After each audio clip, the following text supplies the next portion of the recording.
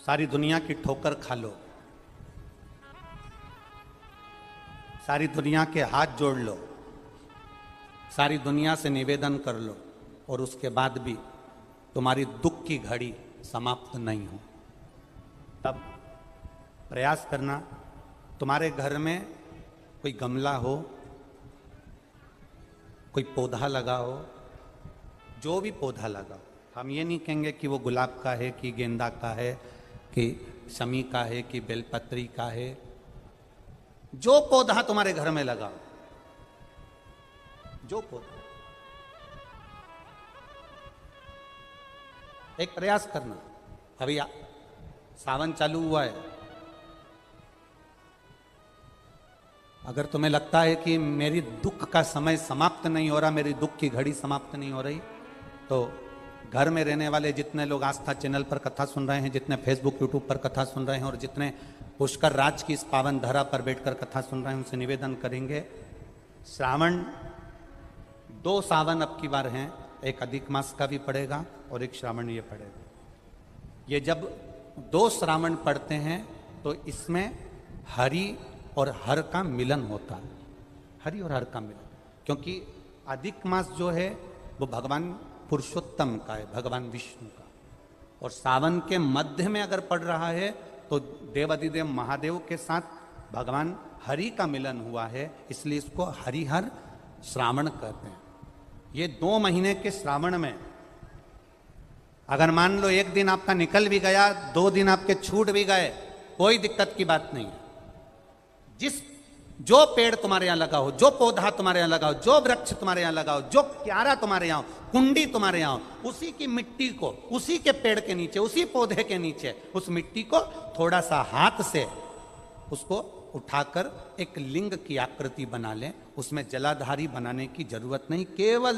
लिंग की आकृति बनाकर उसी की पूजन वहीं कर कर पानी चढ़ाकर 15 से 20 मिनट बाद अपना काम करने के बाद उसी को उसी मिट्टी में विसर्जन कर दें, अपनी कामना कर कर। देव अधिदेव महादेव 2 महीने के बाद क्या देगा ये वही जान सकता है। वो क्या प्रदान करेगा ये उसके ऊपर। देख लिया हमने, बहुत बहुत प्रयास कर कर देख लिया, सारी दुनिया का हमने प्रयोग कर कर देख लिया। इनसे भी पूछा, उन्होंने कहा वाशरूम इधर बना दो, वास्तु शास्त्री ने कहा ये बना दो, ज्योतिषाचार्य ने कहा ये बना दो, उन्होंने कहा ये बना दो, उन्होंने कहा वो बना दो। हमने दुनिया का काम कर कर देख लिया, हाथों की अंगूठियां बदल कर देख ली, नग आभूषण बदल कर देख लिए, सोने की दिशा बदल कर देख ली, सीढ़ियों की दिशा बदल कर देख ली। अब जब सारी दिशा बदल कर देख ली, सारा काम कर कर देख लिया, उसके बाद भी अगर हमारी ग्रह दशा नहीं सुधरे, हमने सबके दरवाजे जाकर देख लिया, देवी देवताओं उनके भी धोख धोख के देख लिया, पर जब भी अगर हमारी दशा ना सुधरे तो फिर कहीं मत जाना, महादेव के चरणों में जाकर बस उसकी आराधना में लग जाना, फिर वो संभाल लेगा। फिर निवेदन करेंगे, सारे दिन तुम बाकी के दिनों में जाओ, सारी समस्या का हल जम जम के बोलो जरा, 1 लोटा जल, पर सावन के महीने में 2 लोटा। घर से चलो तो लोटे के ऊपर लोटा हो, डबल डबल। कब मंजिल डबल कर देगा, कब तुम्हारी आय डबल कर देगा, कब तुम्हारी जिंदगी के सुख को डबल कर देगा, पता ही नहीं पड़ पाएगा, पता नहीं चलेगा। और मंदिर में जैसे ही प्रवेश करो तो दोनों हाथ में, देहली पर चढ़ने से पहले 2 हाथ में कलश हो और शिव का मूल स्मरण, श्री शिवाय नमस्तोभ्यम बोलते हुए देवादिदेव महादेव को धार चढ़ रही हो, 2 ही हाथ, दोनों हाथ। श्रावण का पहला दिन, वैसे तो अभी आप गुरु पूर्णिमा की कथा सुनेंगे तो उसमें हम वर्णन करेंगे इस चीज का। श्रावण का पहला दिन और श्रावण का समापन का दिन, ये 2 दिन तुमरुका जी का नाम लेकर अशोक सुंदरी वाली जगह पर एक बेलपत्र अगर कोई समर्पित कर देता है तो उसके घर में वंश की कभी कमी नहीं आ सकती, उसके घर संतान जरूर होती है, पुत्र प्राप्त होता है, बेटी हो बेटा हो संतान अवश्य प्राप्त होती है, वंश बढ़ता है, ये वंश की वृद्धि। आप पूरे महीने बेलपत्र नहीं चढ़ा सकते तो प्रथम दिन हो रहा श्रावण महीने रोज एक लोटा पानी लेकर जाते हो। सावन के महीने में कोई एक दिन दोनों हाथ में कलश लेकर जाना। हम कावड़ नहीं ले जा सकते, बहुत दूर नहीं जा सकते, अपने घर से जल भरकर हाथ की कावड़ बनाकर शिव जी पर दोनों हाथ से समर्पित करना है, अपने घर की सुख समृद्धि और पूरे महीने में कोई एक दिन शंकर का स्मरण कर। एक संकल्प लो, सावन के महीने में एक बेलपत्री का वृक्ष जरूर लगाएंगे। ये नियम आप और हम लेकर, तो श्रावण के महीने में कोई भी एक नियम अवश्य धारण करो पूरे सावन कि मैं शिव जी के मंदिर जाऊंगी या बेलपत्र को जल चढ़ाऊंगी या शंकर जी के मंदिर का दर्शन करूंगी या शिखर का दर्शन करूंगी या शिव जी के मंदिर में एक चावल का दाना या 2 लोटा जल का स्मरण या बाबा देवादिदेव महादेव का मंत्र स्मरण करूंगी। प्रतिदिन अपने हाथ में 2 लोटा जल भरकर शिव को जल की धार लगाऊंगी। कोई भी एक नियम अपने श्रावण महीने में अवश्य,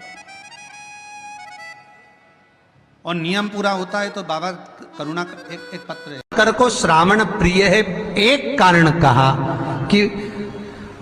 मंथन में जो विष निकला उस विष का पान किया और भगवान देवताओं ने,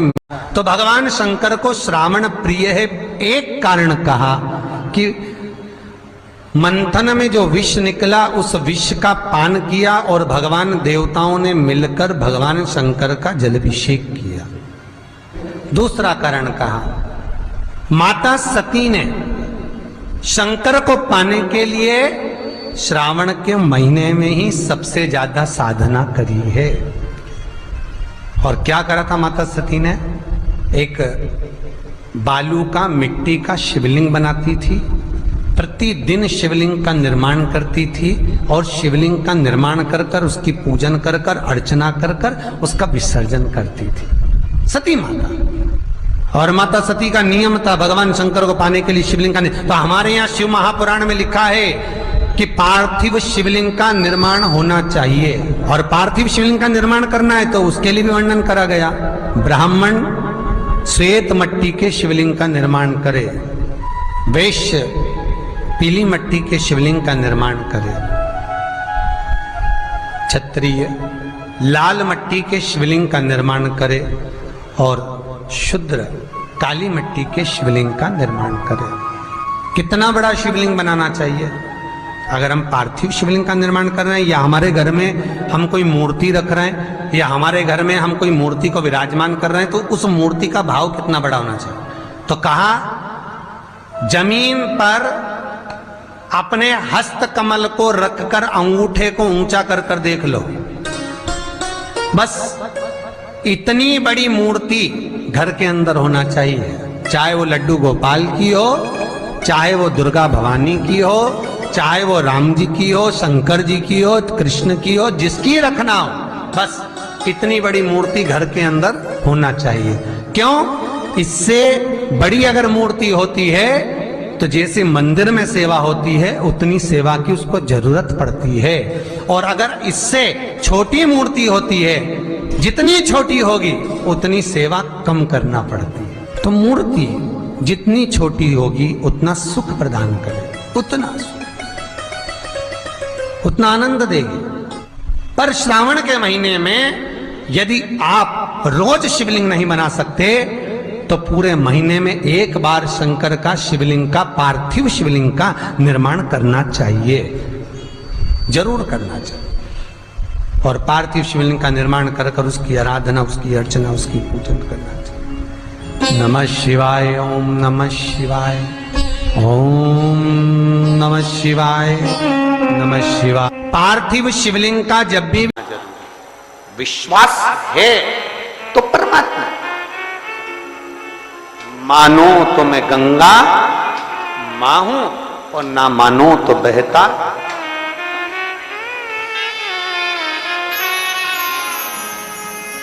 आप मानो तो मैं मां हूं, आप मानो तो मैं गंगा मां हूं, ना मानो तो बहता पानी। आप मानो तो आपके नजदीक में, आपके घर के पास में जो शिवालय है भगवान शंकर का, एक छोटा सा शिवलिंग है, मानो अगर दिल से तुमने मान लिया कि ये केदारनाथ है, दिल से तुमने मान लिया कि ये महाकाल है, दिल से तुमने मान लिया कि भीमा शंकर है, दिल से तुमने मान लिया कि ये मल्लिकार्जुन है, दिल से तुमने मान लिया कि विश्वनाथ है, जिस दिन तुम्हारा मन पर जाए, श्रावण के महीने में जब तुम 2 लोटा जल चढ़ाने के लिए जाओगे,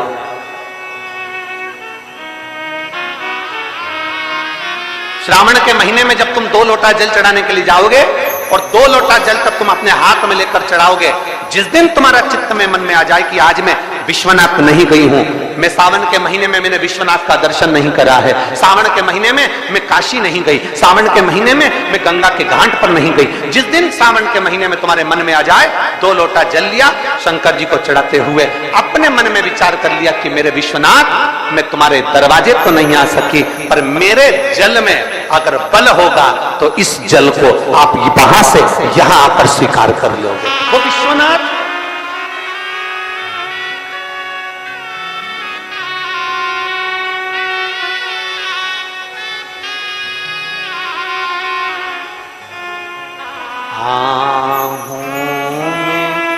असर होगा,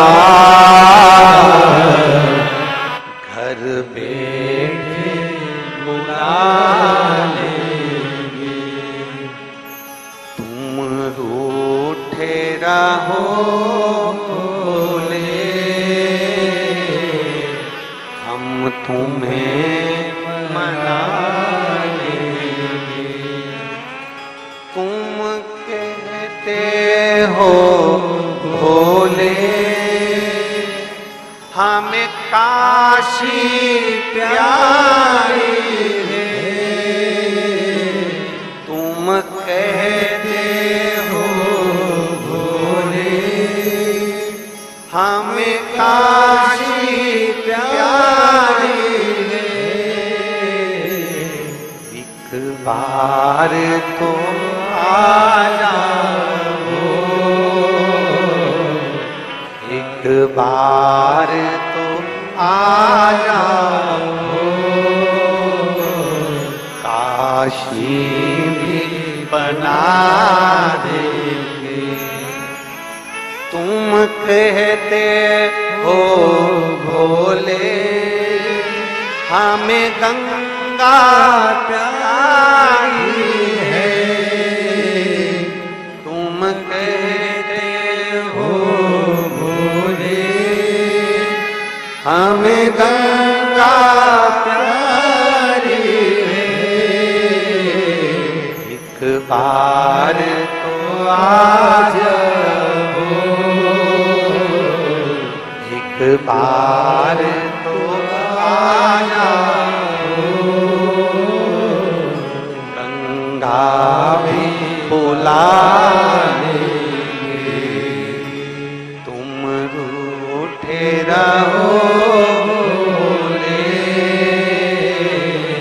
हम तुम्हें मना लेंगे, आहों में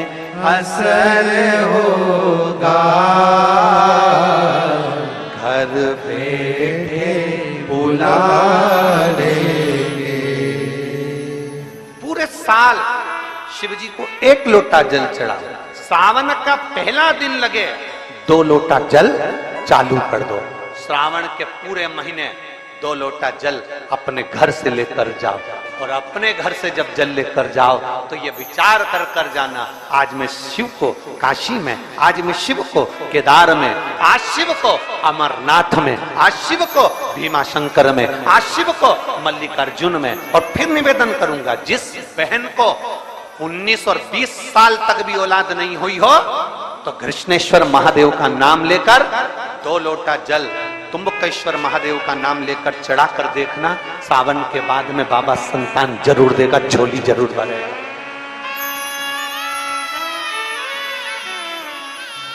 कहीं नहीं जाना, अपने नजदीक में, अपने घर के पास में, अपने मोहल्ले में, अपनी गली में, अपने चौराहे पर, अपने घर के पास में जो शिवालय हो, जो शंकर का मंदिर हो, वहां जाओ, 2 लोटा जल समर्पित करो और फिर निवेदन करूंगा, जल से ज्यादा जरूरी है मेरे भोलेनाथ जी के मंदिर की सफाई करना। अब कीचड़ चालू हो जाएगा, पानी चालू हो जाएगा, सावन का महीना चालू हो जाएगा, अपने साथ एक कपड़ा लेकर जाओ, बाबा के मंदिर को पूरा साफ कर कर, बाबा के शिवलिंग का स्नान कर कर, बेलपत्र निर्माल्य जितना पड़ा है उसको उठाकर कहीं विसर्जन के लिए, किसी नदी तालाब बावड़ी में नहीं, किसी कुएं में नहीं, निर्माल्य तालाब में, नदियों में, बावड़ी में डालने के बाद वो निर्माल्य सड़ता रहता है, नदी नाले का पानी सूखता रहता है, उसमें कीचड़ इकट्ठा हो जाता है। उस निर्माल्य को इकट्ठा करो, गाड़ी में भरो, किसी एक खड्डा खोदकर वहां दबाकर उसकी खाद तैयार करो और बाद में बेलपत्री के वृक्ष के नीचे उसको डालते रहो। पर ध्यान रखना कि निर्माल्य हमें नदी तालाब बावड़ी कुएं में नहीं डालना, उसको एकत्र करना। शिव के मंदिर की जितनी सफाई कर सकते हो, शंकर के मंदिर को जितना साफ कर सकते हो, शंकर के मंदिर को जितना निर्मल कर सकते हो उतना करो। अपने मन में एक भाव बना लो, जैसे भगवान विष्णु ने एक भाव बनाया था, सावन के महीने में 108 कमल के पुष्प शंकर जी को दूंगा। पार्वती जी ने भाव बनाया था, श्रावण के महीने में शंकर जी को 2 लोटा जल समर्पित करूंगी। माता सती जो भगवान शंकर की अर्धांगिनी रही, उन्होंने भाव बनाया था, मेरे देवादिदेव महादेव को रिझाने के लिए मैं भगवान शंकर की 108 वृक्ष लता से स्नान कराऊंगी। ये अपने भीतर एक संकल्प अपने भीतर लेना है कि श्रावण के महीने में हमें शिव को कैसे रिझाना है, शंकर को कैसे प्रसन्न करना है, शंकर को कैसे प्रकट करना है, शंकर को कैसे प्राप्त करना है, शंकर को कैसे अपना बनाना है, शंकर को अपने करीब में कैसे लाना है, शिव को अपना कैसे बनाना है, यह अपने ऊपर निर्भर करना है।